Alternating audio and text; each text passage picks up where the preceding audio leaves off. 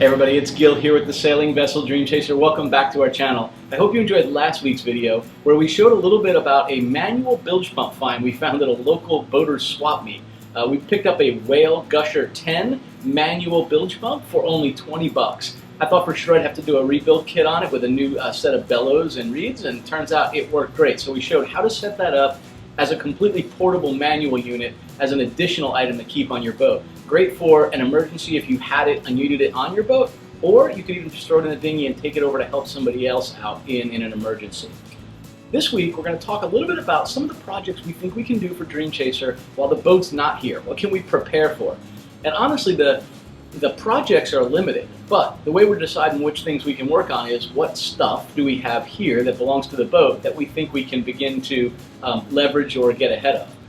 One of the things I think we can work on is something that I think gives our boat a ton of character. Around the main mast, this boat had a belaying pin rack. Think of that as a small wooden square frame. It had nice spindles on each of the four corners, and then it had 8 belaying pins, 2 on each of the flat sides as it went around it. And these belaying pins were there to be able to hold down the halyards. You could put the halyard for either the interstitial or the jib or even the main.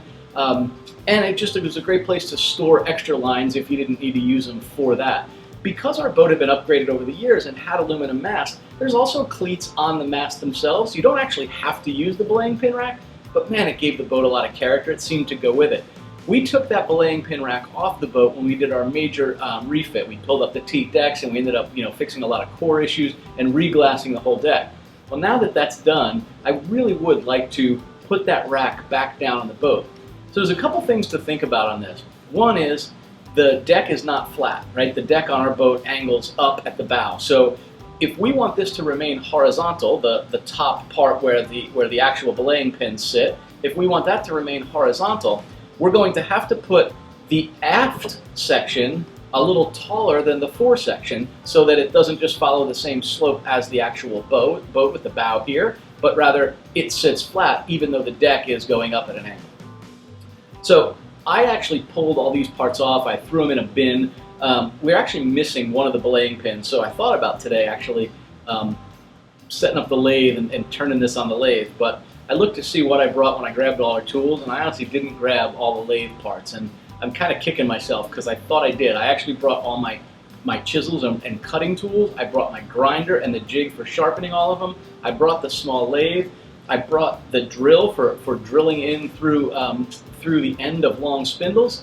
What I forgot was the actual clamp to hold the things on there. I can't believe I forgot that.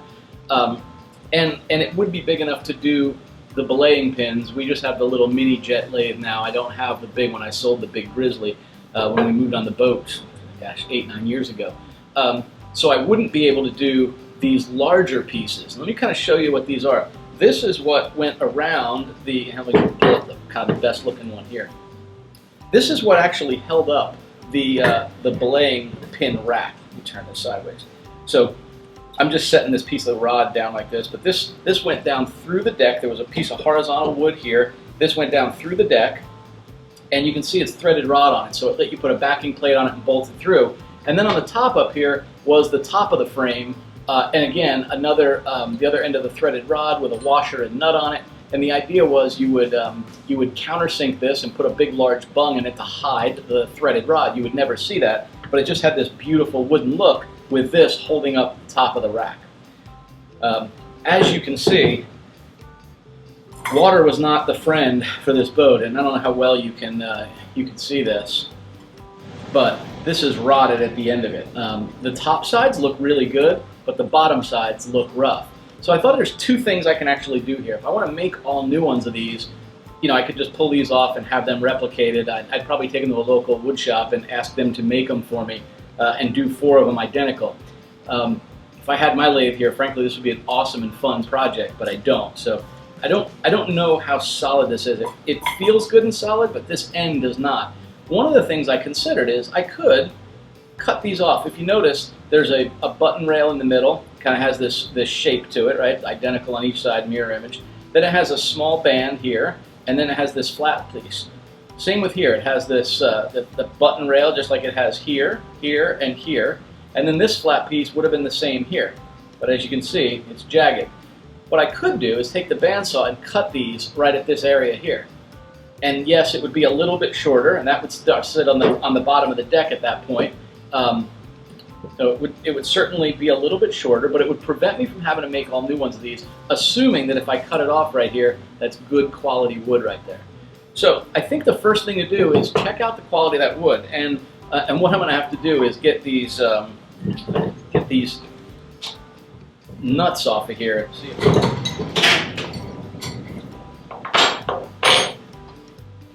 Maybe it won't be as hard as I thought it was. What's interesting on this is you would think that I took all these off to take them off of the boat. The deck was so rotted. Two of these, when I took the top of this off, where it went through the rail, I was able to just pull this sideways and it lifted right out of the deck. That's how rotted that part of the deck was. But as you can see, it's just a piece of stainless steel rod that's been threaded on the end. So really easy to get. I could just go buy, whatever size this is, 3/8 maybe, whatever it is. I could go buy that and get a tap and die set and just make my own. Or honestly, I could just go buy a threaded rod that's stainless steel threaded the whole way, so whatever length I cut it at, it would be fine. That's going to be the first step. Let's get these things all off of here.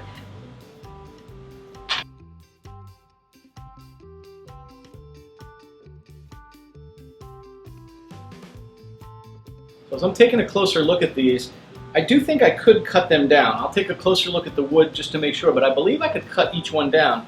It would mean that my overall belaying pin rack would be almost 2 inches shorter.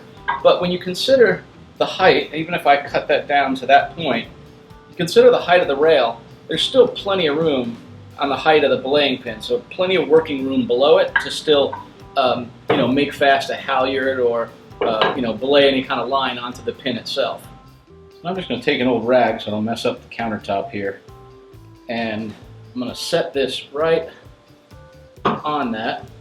And my goal here is to chisel down on this to see if I can get the piece of epoxied wood that was making this one a little longer than all the rest off of here. Hoping that it breaks at the epoxy line, but epoxy's strong, that may not happen.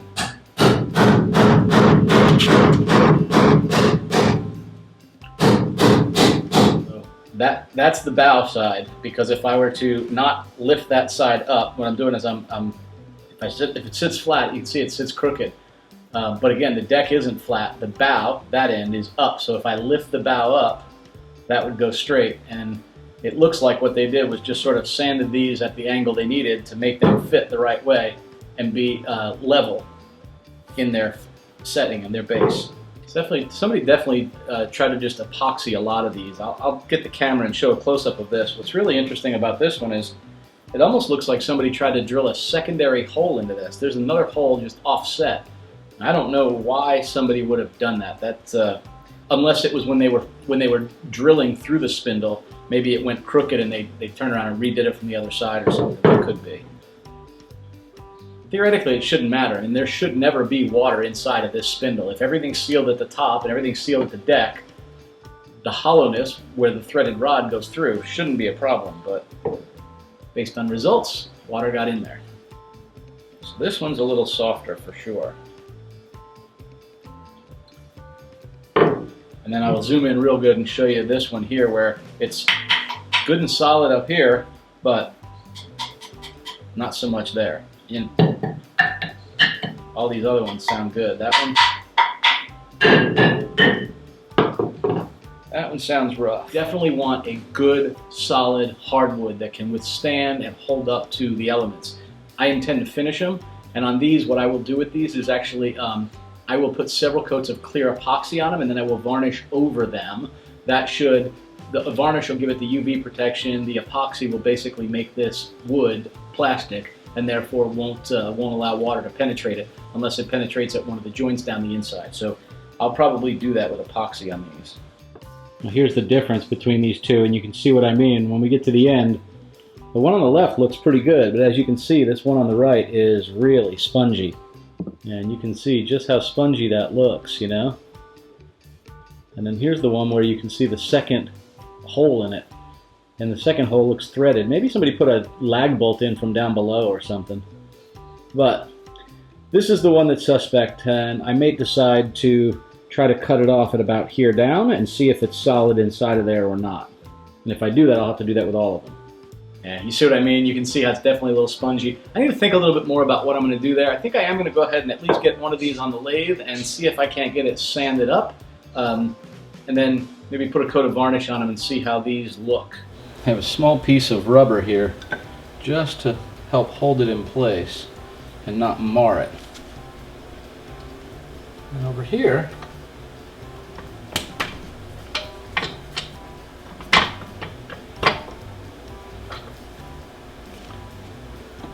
tighten this down and assume the holes are in the center. Guess we'll see. Now, the only thing holding this on when I turn this on is going to be the tension here, so I want to be really careful. I don't have spikes in this side of it. But it's close enough to go ahead and get some sanding going. The beauty of this is I'm not going to put a lot of pressure on it. I'm just going to put a nice sand going.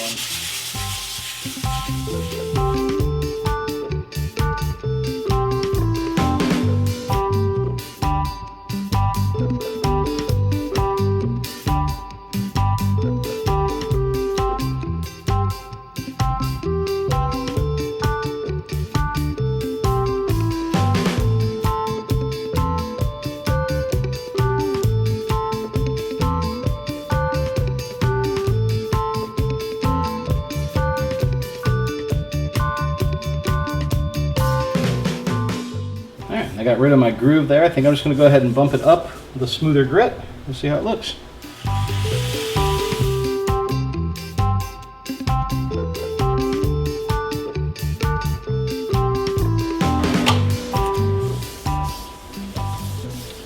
That feels good. That should look good on the boat. I'm a little dusty, and it's been a while since I used the lathe, but that was fun. But yeah, there it is.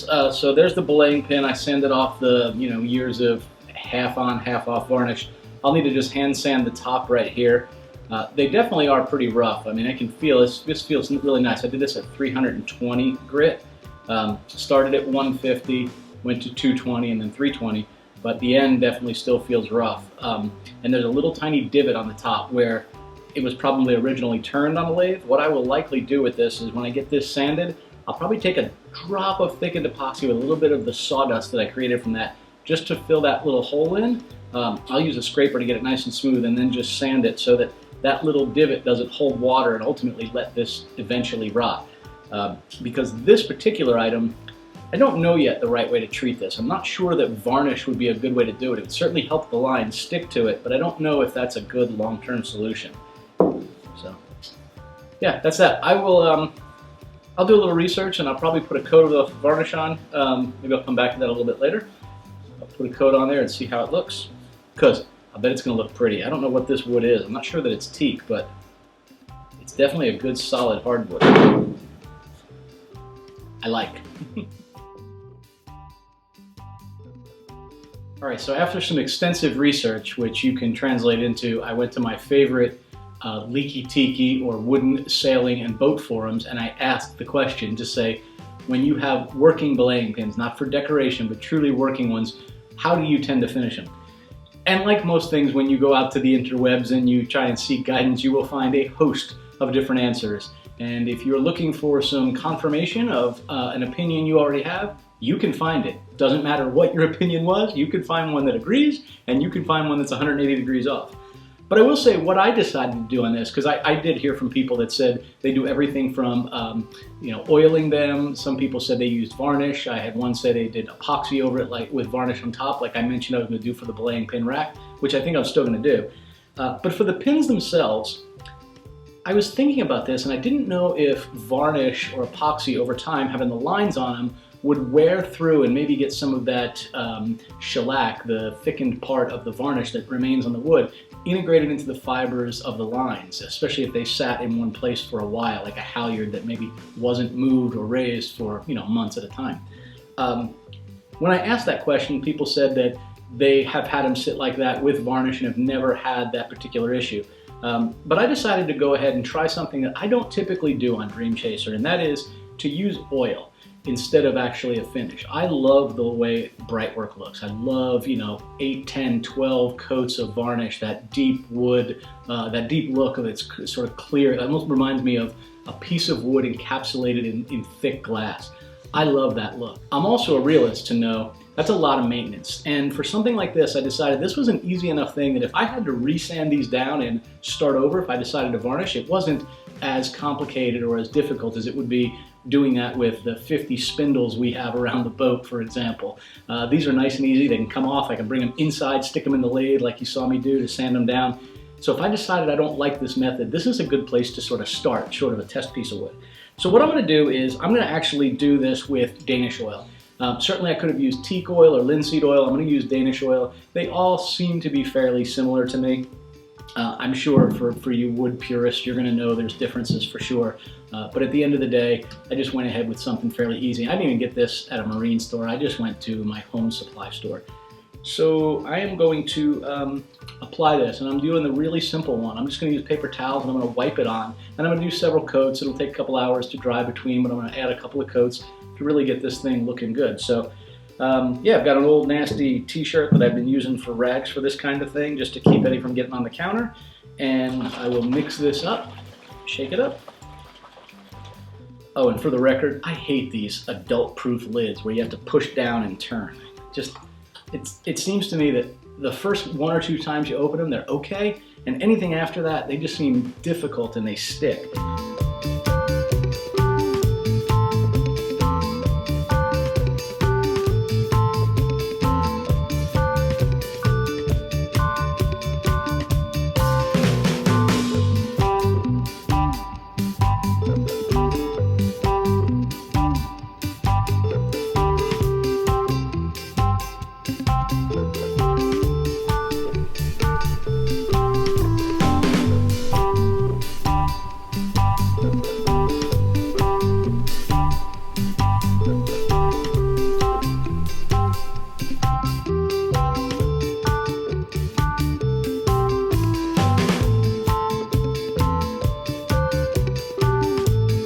So that's it. That was just two coats of Danish oil on this. I really like the way this looked. And I think, you know, you can see it. It's going to look really nice. I'm going to hold it up, you know, to the side of me so you can see it up against that wall. I think it's going to look really good.